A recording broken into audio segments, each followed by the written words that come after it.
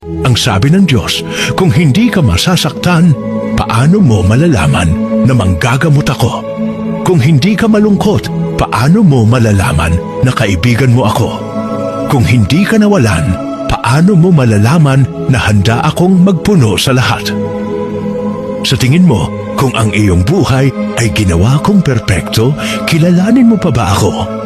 Anak, minsan kailangang mabasag ang puso mo para makita mong ako lang ang tunay na buo.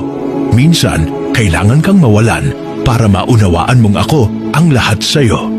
At minsan, kailangan mo ring masaktan para maramdaman mong sa akin may kagalingan. Hindi dahil gusto kong magdusa ka, kundi dahil gusto kong lumalim ang tiwala mo sa akin. Ang hindi mo nauunawaan ngayon, balang araw magiging patotoo ng katapatan ko sa buhay mo. Ang mga pagtitiis sa kasalukuyan ay hindi maihahambing sa kaluwalhatiang ihahayag sa atin.